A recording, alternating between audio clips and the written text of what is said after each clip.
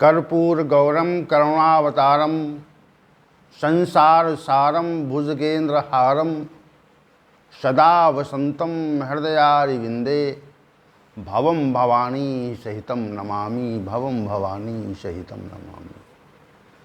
भवानी शंकरौ वंदे श्रद्धा विश्वास रूपिणो याभ्यां विना न पश्यन्ति सिद्धा स्वांतस्थमीश्वरम सिद्धा स्वांतस्थमीश्वरम। श्री कृष्ण गोविंद हरे मुरारे, हे नाथ नारायण हे वासुदेव। श्री कृष्ण गोविंद हरे मुरारे, हे नाथ नारायण हे वासुदेव। श्री कृष्ण गोविंद हरे मुरारे, हे नाथ नारायण हे वासुदेव। श्री कृष्ण गोविंद हरे मुरारे, हे नाथ नारायण हे वासुदेव। वसुदेव सुतम देवम कंस चाणूरमर्दनम देवकी परमानंदम श्री कृष्णं वंदे जगद्गुरुं कृष्णं वंदे जगद्गुरुं। कृष्णाय वासुदेवाय हरे परमात्मने प्रणत क्लेश नाशाय गोविंदाय नमो नमः गोविंदाय नमो नमः। आज का भगवद गीता ज्ञान सत्र जो प्रातःकालीन बेला में आयोजित होता है, ये विशेष है।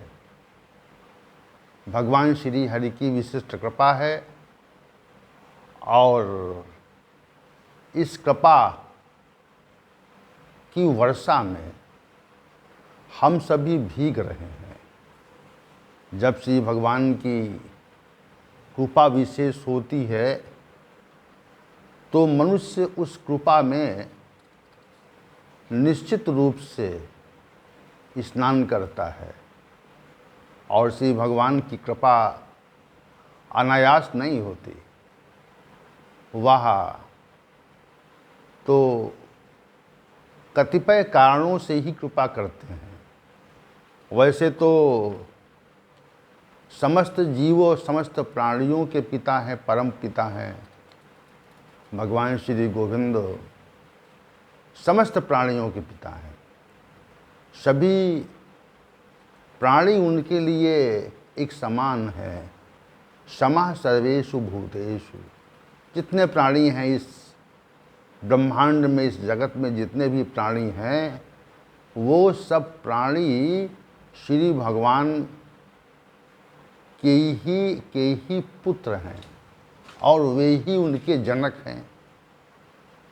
तो कृपा समान रूप से बरसती है, लेकिन वहाँ पर कृपा विशेष बरसती है जहाँ पर मनुष्य उनका साथ लेने का प्रयत्न करता है। हम संसार में किसी विशिष्ट व्यक्ति के साथ हो जाएं और उसकी कृपा के लिए फिर हमें प्रयत्न नहीं करना पड़ता। वो विशेष व्यक्ति हम पर निश्चित रूप से कृपा करता है क्योंकि हम उसके साथ हैं। ये सामान्य बात है। तो हमको भगवान श्री गोविंद का साथ ग्रहण कर लेना है केवल, और कोई दूसरी बात इसमें नहीं है। तो हम भगवान श्री गोविंद के चरणों में प्रणाम करके आज के सत्र का शुभारंभ कर रहे हैं और कल के सत्र के आगे आज के सत्र के विषय को हम चुनते हैं। अध्याय संख्या 17 और श्लोक संख्या 11 तथा 12। श्री भगवान ने श्लोक संख्या 11 में सात्विक यज्ञ का बहुत विशेष वर्णन किया और फिर श्लोक संख्या 12 में राजसी यज्ञ के संबंध में चर्चा की। तो ये दोनों श्लोक जो हैं वो एक दूसरे के विषय से संबंध रखते हैं। देखिए, भगवत गीता का जो विषय है वह एक श्लोक का विषय जो है वह दूसरे श्लोक के विषय से संबंध रखता है और कभी क्रम नहीं टूटता। विषय का जो क्रम है वह नित्य नवीन रहता है। एक विषय यदि चल रहा है तो उस विषय में कभी भी अंतर नहीं आता दूसरे विषय को प्रस्तुत करने के लिए, और कारण होता है। बिना कारण के कोई नया विषय आरंभ नहीं होता। अब देखिए यहाँ पर श्लोक संख्या 11 में जो ये विषय था, सात्विक यज्ञ का विषय था कि सात्विक यज्ञ क्या होता है। और फिर श्लोक संख्या 12 में राजसी यज्ञ का विषय आ गया और श्लोक संख्या 13 में तामसी यज्ञ का विषय आ गया। तो विषय में क्रमिकता है। किसी विषय को अनावश्यक रूप से कहीं प्रस्तुत नहीं किया गया है। ये श्री भगवान के कथन की विशेषता है। तो आइए चलते हैं आज के विषय की ओर। श्री भगवान ने श्लोक संख्या 11 में ये कहा था, अफलाकांक्षिर भिर्यज्ञो विधि दृष्टो या इज्जते यष्टव्य मेवेति मनः समाधाय सात्विका। जो विधि की दृष्टि से सही है, उचित है, और यज्ञ करना कर्तव्य है, इस प्रकार मन में समाधान करके फल की चाहना न करने वाले व्यक्तियों के द्वारा जो यज्ञ किया जाता है उसको सात्विक कहते हैं। और राजसी यज्ञ के संबंध में श्री भगवान ने बताया, अभिसंधाय तु फलम दंभार्थमपि चैव यति इज्जते भरतश्रेष्ठ तम यज्ञम विद्धि राजसम। हे अर्जुन, परंतु हे अर्जुन, दंभार्थम, केवल दंभाचरण के लिए ही, दंभ के अर्थ के लिए ही फल को दृष्टि में रख करके यत इज्जते तम यज्ञम विद्धि राजसम, जिस यज्ञ का संपादन होता है उस यज्ञ को हमें राजसी यज्ञ मानना चाहिए। तो राजसी यज्ञ के संबंध में दो विशेष बातें आई जो श्लोक संख्या 12 में श्री भगवान ने वर्णित किया और कहा कि दंभाचरण जिसका आधार है और जो फल को दृष्टि में रखकर जिस यज्ञ का संपादन किया जाता है तो उस यज्ञ को राजसी यज्ञ कहते हैं। लेकिन जो श्लोक संख्या 11 का विषय था कि कर्तव्य करना ही यज्ञ हमारे कर्तव्य में सम्मिलित है, इस बात को मन में समाधान करके जो यज्ञ फल की इच्छा की चाहना न करने वाले पुरुषों के द्वारा किया जाता है उस यज्ञ को हम सात्विक कहते हैं। तो जो मनः समाधाय है और यष्टव्यम एव इति, कर्तव्य है यज्ञ, यज्ञ कर्म जो है कर्तव्य है। इसका कोई सामान्य अर्थ नहीं है, इसका अर्थ विशेष है कि कर्तव्य की भावना मनुष्य में प्रकट हो जाए। देखिए, दो तथ्य हैं इस संसार में। एक तथ्य तो कर्तव्य की ओर जाता है और दूसरा तथ्य अधिकार की ओर जाता है। हम सभी जितने भी संसार में मनुष्य हैं सब कर्तव्य कर्मों से बंधे हुए हैं, और जब कर्तव्य कर्मों का सम्यक रूप से संपादन करते हैं तो हमको निश्चित रूप से कुछ प्राप्त करने का अधिकार है। लेकिन व्यवस्था यहाँ पर बदली हुई है।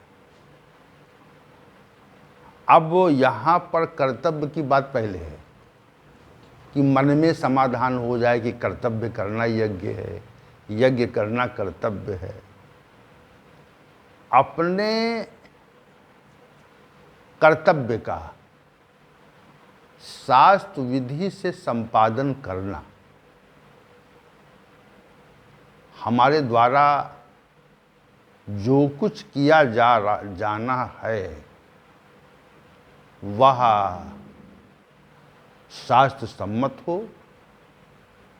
और यह मानकर किया जाए कि हमारा यह करना हमारा कर्तव्य ही है, हमें इस कार्यक्रम को करना है।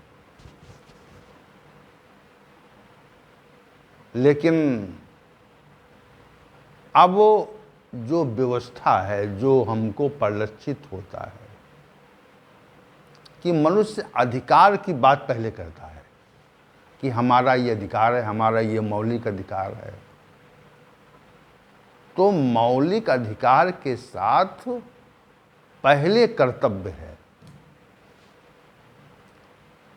क्योंकि कर्म का अधिकार तो प्रत्येक मनुष्य को है और कर्म के अधिकार के साथ में उसका जो परिणाम है वह निश्चित रूप से मनुष्य को प्राप्त होता है। इसमें कोई दो मत नहीं, इसमें एक ही मत है। तो अधिकार के रूप में क्या है? अधिकार के रूप में हमारे द्वारा जो कर्तव्य कर्म किया जाता है उसके परिणाम को हम अधिकार कहते हैं। और कर्तव्य कर्म किए ही न जाए और हम अधिकारों की मांग करने लगें, ये प्रतिकूल बात है। ये जो तथ्य है ये प्रतिकूल है। तो यहाँ पर जो श्री भगवान ने कहा कि मनः समाधाय, मन में इस बात का निश्चय हो जाए कि यज्ञ करना हमारा कर्तव्य है। अब चूंकि यज्ञ के संदर्भ में कल भी चर्चा हुई थी, यज्ञ के दो अर्थ हैं। यज्ञ का जो एक अर्थ है वह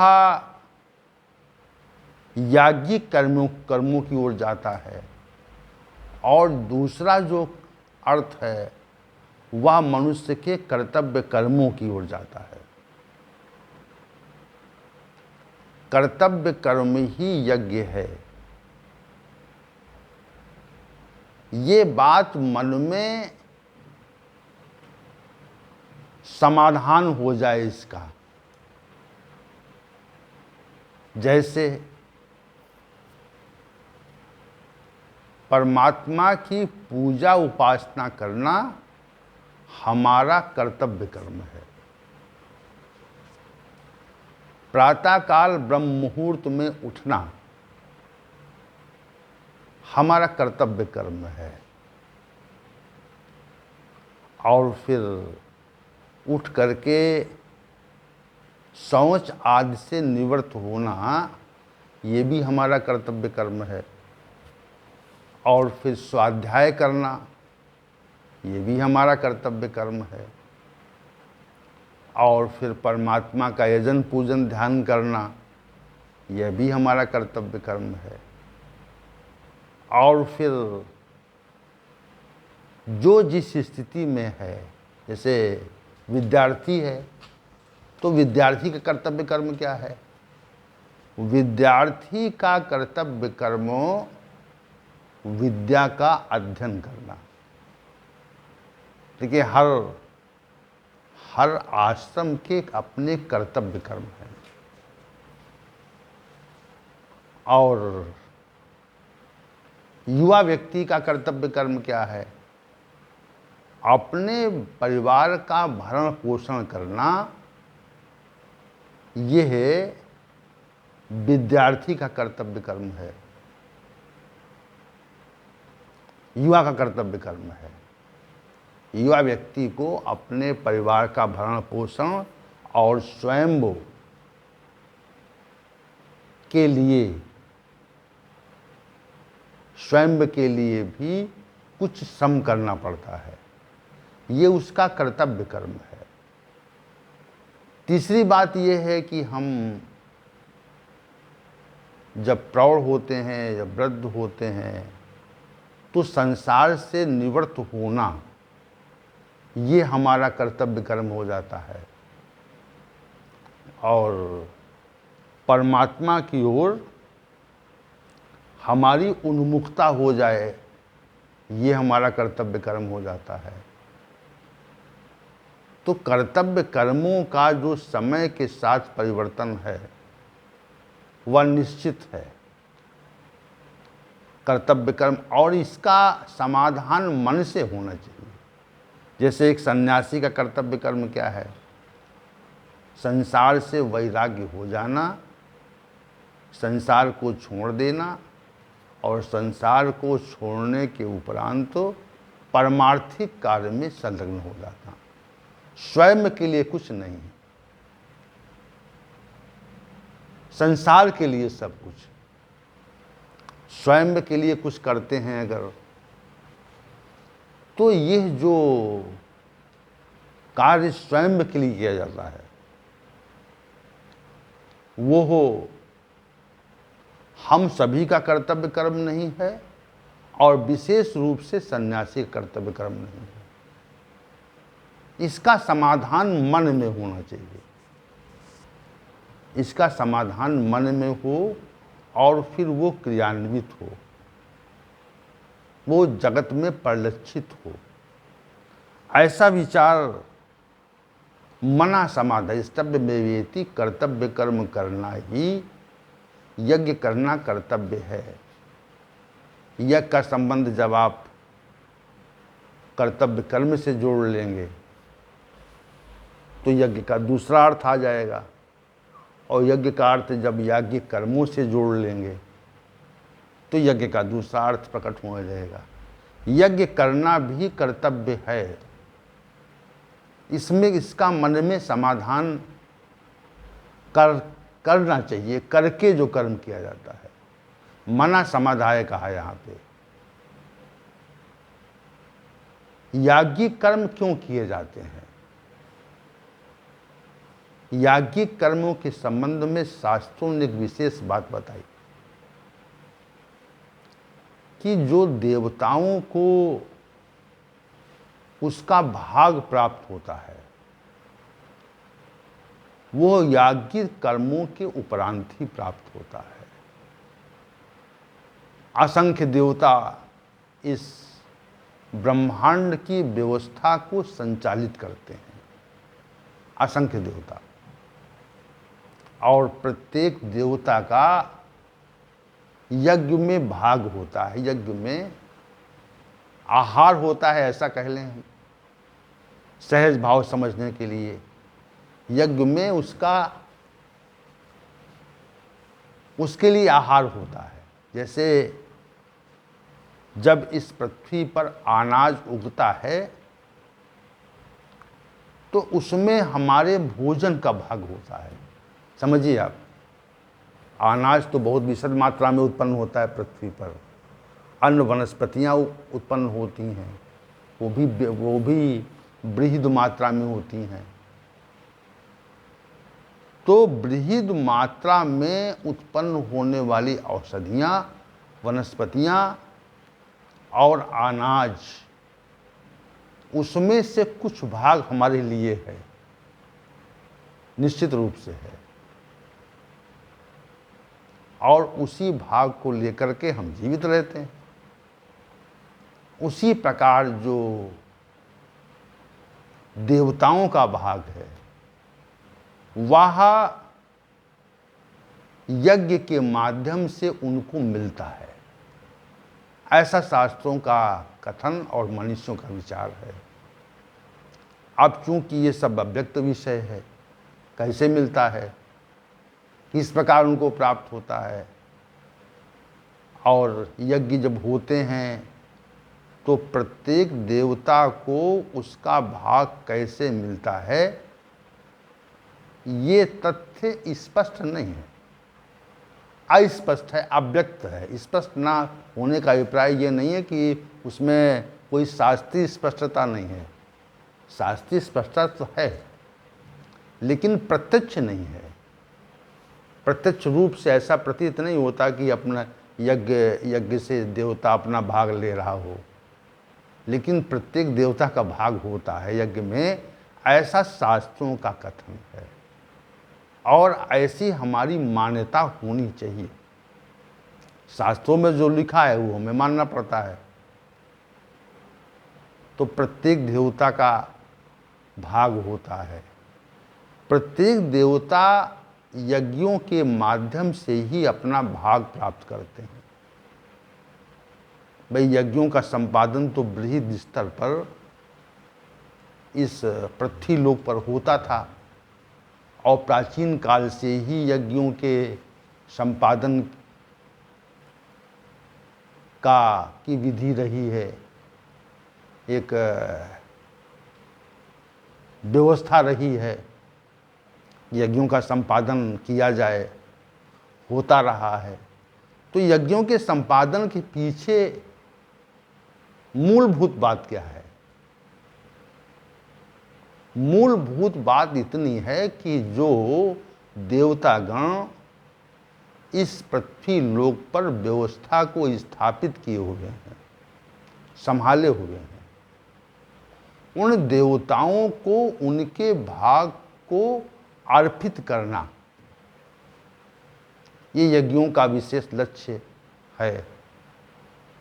और ये बात हमें शास्त्रों के माध्यम से ही ज्ञात हुई। हमारे पूर्वजों ने यज्ञ कर्मों पर बहुत जोर दिया और ये बताया कि हमको मनुष्य को यज्ञ कर्म करने चाहिए। जो पर्यावरण है उसको स्वच्छ होता है, ये दूसरी बात है। ये तो स्थूल बात है कि जहाँ पे यज्ञ होता है वहाँ पर स्वतः ही पर्यावरण शुद्ध हो जाता है, ये स्थूल बात है। लेकिन सूक्ष्म बात क्या है? सूक्ष्म बात ये है कि यज्ञों के माध्यम से देवताओं को उनका भाग प्राप्त होता है, यह सूक्ष्म बात है। तो देवताओं को उनका भाग प्राप्त होता है जो हमारे इस पृथ्वी लोक और ब्रह्मांड की व्यवस्था को संभाले हुए हैं। इसलिए यज्ञ करना हमारा कर्तव्य, यस्तव्य में वेति, यह करना हमारा कर्तव्य है और इसको मना समाधाय, ये बात मन में हमारे बैठ जानी चाहिए। ऐसे ही नहीं है, मन में ये बात बैठ जानी चाहिए, मन में समाधान हो जाए इस बात का, यस्तव्य में वेति, कि याज्ञिक कर्मों का संपादन जब हम विधिवत रूप से करेंगे तो उसके परिणाम स्वरूप देवताओं को उनका भाग प्राप्त हो जाएगा और देवता इस पृथ्वी लोक पर व्यवस्था को संभाले रहेंगे, जिससे मनुष्य का जीवन चलता रहेगा, समस्त प्राणियों का जीवन चलता रहेगा। तो इसके पीछे जो दर्शन है ये बहुत विशद दर्शन है। इसको पाश्चात्य मनीषियों ने जान नहीं पाया, केवल भारतीय मनीषियों ने इस दर्शन को जाना कि कारण क्या है, क्यों यज्ञ करेंगे हम, क्यों बेमतलब जो है वो ये घृत और अनेक प्रकार की सूखे मेवे और भी द्रव्य कोई अग्नि में क्यों हम अर्पित करेंगे। जैसे इस पर लोग आक्षेप करते हैं कि अग्नि में घी डालने से क्या होता है, उसको अगर ग्रहण कर लिया जाए तो शक्ति आती है शरीर में, लेकिन इसके सूक्ष्म तत्व को वो लोग नहीं जानते, सूक्ष्म तत्व से अनभिज्ञ हैं। और मन में कैसा समाधान है? मन में ये समाधान है कि ये जो घृत डाल रहे हैं अग्नि में, ये अनावश्यक है, इसका कोई उपयोग नहीं है, लेकिन उसका बहुत बृहद उपयोग है। अब मन में समाधान ऐसे व्यक्तियों के मन में हो जाता है कि ये बेकार चीज़ है, इसमें क्यों हम घी जलाएं और क्यों हम अन्य महत्वपूर्ण द्रव्यों को अग्नि की भेंट करें।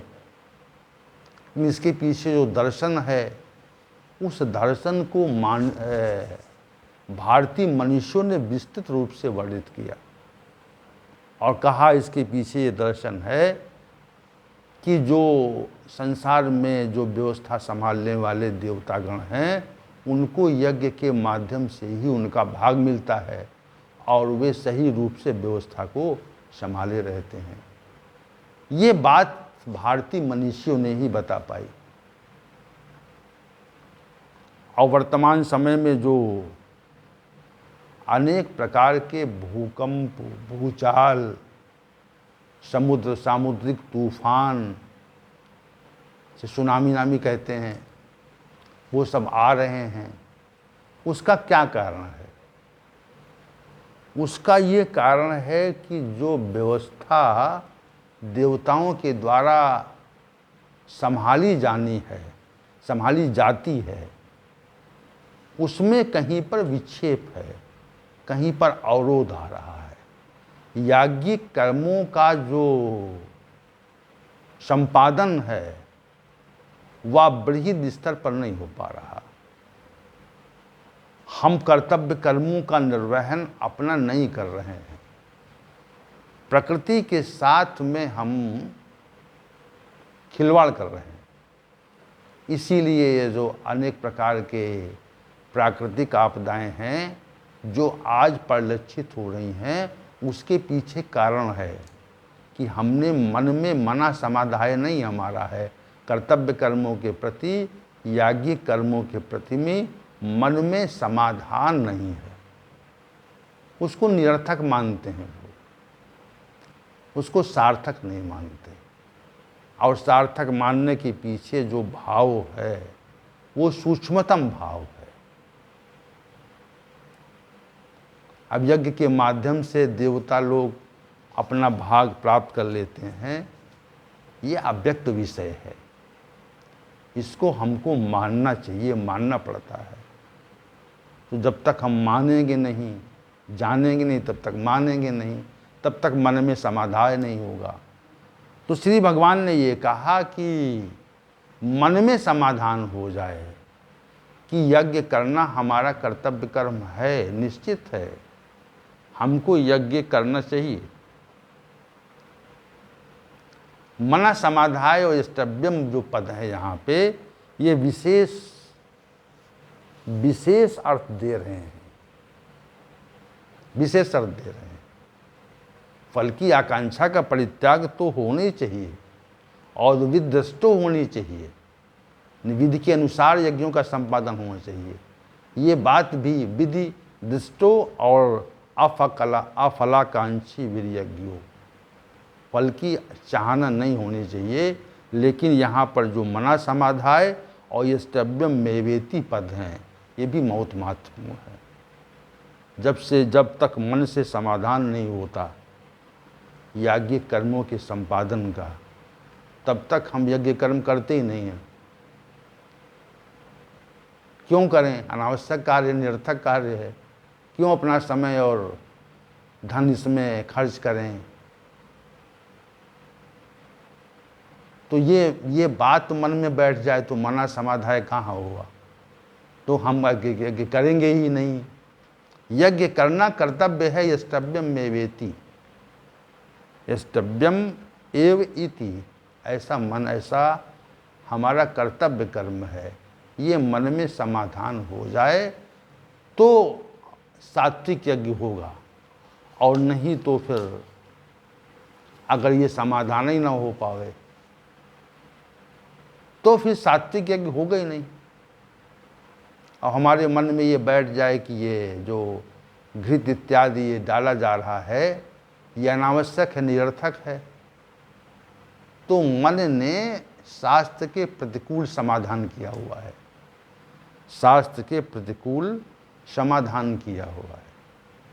वहाँ पर फल की आकांक्षा निश्चित रूप से जगेगी। और इसी तथ्य को श्री भगवान ने इसके अग्रिम श्लोक में प्रकट किया है, जिस पर हम कल की चर्चा को केंद्रित करने का प्रयत्न करेंगे। क्योंकि आज का जो समय है सत्र का समाप्त हो चुका है और कल के सत्र में इसी विषय पर हम राजसी यज्ञ के संदर्भ में श्लोक संख्या 12 पर विचार करेंगे। तो आज के सत्र के समापन की उद्घोषणा और कल के सत्र के में सभी लोग समय से उपस्थित हों, ऐसी विशेष प्रार्थना स्नेहपूर्ण स्थिति में। ओम सहनावतु सहनौ भुनक्तु सह वीर्यं कर्वावहै तेजस्विनावधीतमस्तु मा विद्विषावहै। ओम शांति ही शांति ही शांति ही।